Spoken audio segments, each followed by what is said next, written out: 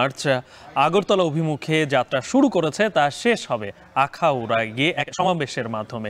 সেখানের সবশেষ প্রস্তুতি জানতে আমরা সরাসরি যুক্ত হচ্ছি আমাদের সহকর্মী আজিজুল সঞ্চয়ের সঙ্গে। সঞ্চয়, কি অবস্থা সেখানকার প্রস্তুতি কেমন দেখছেন? কারণ ইতিমধ্যে কিন্তু লং মার্চ নরসিংদীতে পৌঁছেছে। আমাদের সহকর্মী সিফাত শাহরিয়ারও বলছেন আর ৮০ থেকে ৯০ কিলোমিটার পরেই আখাউড়া।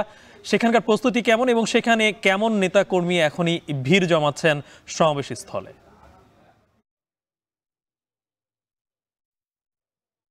গালিব, এখানকার প্রস্তুতি যদি আপনাকে বলি, আজকে সকাল থেকে কিন্তু এই আখড়াস্থল বন্দরে যে ট্রাক ইয়ার্ড আছে সেখানে একটি মঞ্চ প্রস্তুতের কাজ চলছে এবং সেটি একেবারেই শেষ পর্যায়ে, অর্থাৎ আর ঘন্টা দেড়েকের মধ্যেই কিন্তু এই যে মঞ্চের যে প্রস্তুতের কাজ সেটি কিন্তু পুরোপুরি শেষ হয়ে যাবে। আপনি যেটি জানতে চেয়েছেন যে আসলে নেতাকর্মীদের উপস্থিতিটা কিরকম, গালিব আসলে এখনো পর্যন্ত কিন্তু খুব বেশি পরিমাণ নেতাকর্মী আসলে আমরা আখড়াস্থল বন্দরে আমরা দেখিনি, অর্থাৎ ছড়িয়ে ছিটিয়ে কিন্তু এখন এই আখড়াস্থল বন্দরের আশপাশে কিন্তু নেতাকর্মীরা আছেন।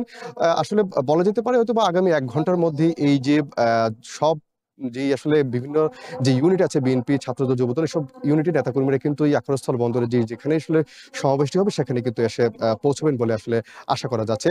আমরা কথা বলেছিলাম বিএনপির কয়েকজন নেতৃবৃন্দের সঙ্গে। তারা যেটি বলছেন যে আসলে আজকে কিন্তু অন্তত ৫০ থেকে ৬০ হাজারের মতো মানুষের কিন্তু এখানে তারা সমাগম তারা ঘটাতে চান এবং তারা আসলে এই সমাবেশে থেকে কিন্তু তারা একটি বার্তা দিতে চান যে আসলে তারা ভারতের সঙ্গে আসলে কোনো ধরনের প্রভুত্ব নয়, তারা আসলে বন্ধুত্বের বার্তা কিন্তু দিতে চান এবং সেটির জন্য কিন্তু আসলে আজকের এই লং মার্চ কর্মসূচি। তবে গালিব, এই লং মার্চকে ঘিরে কিন্তু এই সীমান্ত এলাকাতে কিন্তু পর্যাপ্ত নিরাপত্তা ব্যবস্থা নেওয়া হয়েছে। আমরা কথা বলেছিলাম আখাউড়া উপজেলা নির্বাহী কর্মকর্তা গাজেলা পারভিন রুহির সঙ্গে। তিনি জানিয়েছেন যে বেশ কয়েকজন নির্বাহী ম্যাজিস্ট্রেট এবং বিজিবির ৪ প্লাটুন সদস্য ছাড়াও কিন্তু অন্তত ১০০-র বেশি পুলিশ সদস্য কিন্তু মোতায়েন করা হয়েছে এই আখড়াস্থল বন্দর এলাকার যে সমাবেশস্থল সেখানে কিন্তু এই পরিমাণ আইন শৃঙ্খলা বাহিনীর সদস্য কিন্তু মোতায়েন রয়েছে। আসলে গালিব বলা যেতে পারে যে আগামী ১.৫ থেকে ২ ঘন্টার মধ্যেই কিন্তু এই যে লং মার্চের যে গাড়িবহর সেটি কিন্তু আখড়াস্থল বন্দর এলাকায় এসে পৌঁছবে। গালিব, আরেকটি তথ্য আপনাকে দিয়ে রাখি যে এই লং মার্চের যে গাড়িবহর সেটি কিন্তু আসলে একেবারে সমাবেশস্থলে কিন্তু আসবে না। এর আগে কিন্তু আসলে এই যে গাড়িবহর সেগুলো কিন্তু এই যে স্থলবন্দর থেকে অন্তত ৩০০ গজ পশ্চিমে কিন্তু যেই খোলা মাঠ যেগুলো আছে, অর্থাৎ যে ফসলি জমির যে মাঠ আছে সেখানে কিন্তু এই লং মার্চের গাড়িবহরগুলো কিন্তু রাখা হবে। তারপর আসলে অনেকটা পায়ে হেঁটে কিন্তু নেতৃবৃন্দরা এই আখড়াস্থল বন্দরে কিন্তু এসে পৌঁছবেন এবং তারা কিন্তু আসলে এই লং মার্চ শেষে কিন্তু এই যে সমাবেশ সেটি কিন্তু তারা শুরু করবেন। তো গালিব, আমার কাছে এই ছিল আখড়াস্থল বন্দর থেকে এই লং মার্চ সংক্রান্ত সবশেষ তথ্য। আগরতলা অভিমুখে লং মার্চ শেষ হবে আখাউড়াতে গিয়ে। সেখানকার সবশেষ প্রস্তুতির খবর জানাচ্ছিলেন আমাদের সহকর্মী আজিজুল সঞ্চয়। আমরা লং মার্চের আরও খবর জানতে চাই। ইতিমধ্যে আমরা আমাদের সহকর্মী সিফাত শাহরিয়ারের মাধ্যমে জানতে পেরেছি যে লং মার্চের একটি অংশ ইতিমধ্যে নরসিংদীতে পৌঁছেছে। নরসিংদী কি অবস্থা সেখানকার সবশেষ জানাতে আমাদের সঙ্গে জেলখানার মোড় এলাকা থেকে যুক্ত হচ্ছেন সহকর্মী রাকিবুল ইসলাম। রাকিব, আমরা সিফাতের মাধ্যমে যতটুকু জানতে পেরেছি লং মার্চের একটি অংশ ইতিমধ্যেই কিন্তু নরসিংদীতে পৌঁছে গেছে। সেখানকার নেতাকর্মীদের প্রস্তুতি কেমন দেখছেন, উপস্থিতি কেমন দেখছেন এবং সেখানে কি কোনো পথসভা হওয়ার কথা রয়েছে কিনা? জি, ঢাকা থেকে আখাউড়া অভিমুখে যে লং মার্চ, সেই লং মার্চের গাড়িবহর কিন্তু নরসিংদীতে প্রবেশ করেছে বেলা ১১টার পরই। এখনও কিন্তু গাড়িবহর যাচ্ছে। আমার ঠিক পিছনে আসলে গাড়িবহর যাচ্ছে, অর্থাৎ প্রায় ১ ঘন্টারও বেশি সময় ধরে গাড়িবহর কিন্তু নরসিংদী অতিক্রম করছে। আমরা বেলা ১১টায় মাধবদীতে ছিলাম, তখনও দেখেছি।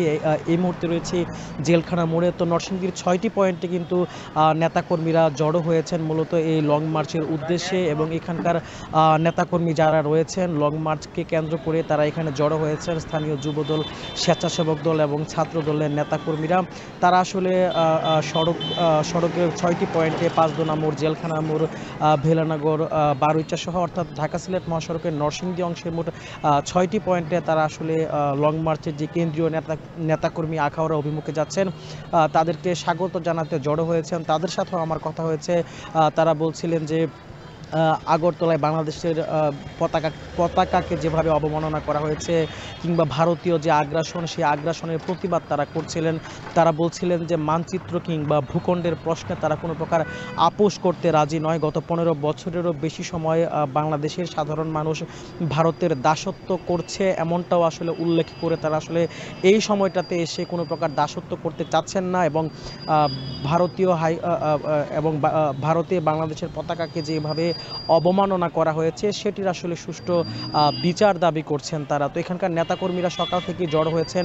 এখনও পর্যন্ত আসলে লং মার্চের গাড়ি বহর যাচ্ছে। আমার ঠিক পেছনেই আপনারা দেখতে পাচ্ছেন, এবং নরসিংদীর 6টি পয়েন্টে কিন্তু নেতাকর্মীরা আসলে এখানে সাক্ষাৎ করছেন। যদিও পথসভা হওয়ার কথা ছিল নরসিংদীর 6টি পয়েন্টে, স্থানীয় নেতাকর্মীরা আমাকে এমনটি জানিয়েছিল। এখনও পর্যন্ত আসলে কোনো পথসভা হওয়ার খবর আমরা পাইনি। তবে নরসিংদীর পরে কিশোরগঞ্জের ভৈরবে দুপুরে একটি পথসভা হওয়ার কথা রয়েছে। তো লং মার্চের গাড়িবহর বেলা 11টা থেকে যাওয়া শুরু করেছে, এখন সময় 12টারও বেশি। এখনও কিন্তু লং মার্চের গাড়িবহর যাচ্ছে। প্রায় শতাধিক গাড়িবহরের প্রায় শতাধিক গাড়ি ইতিমধ্যে নরসিংদী, মাধবদী এবং জেলখানা মোড় অতিক্রম করেছে। তো এখানকে সড়কের যানজট পরিস্থিতি যাতে স্বাভাবিক থাকে সেজন্য কিন্তু পর্যাপ্ত পরিমাণ পুলিশও কাজ করছে, এমনটাই আমরা দেখতে পাচ্ছি সড়কে। এই ছিল নরসিংদী থেকে আমার কাছে সবশেষ। গালিব। আগরতলা অভিমুখে লং মার্চের সবশেষে জানাচ্ছিলেন নরসিংদী থেকে আমাদের সহকর্মী রাকিবুল ইসলাম। আপনারা দেখছেন এখন ঢাকা।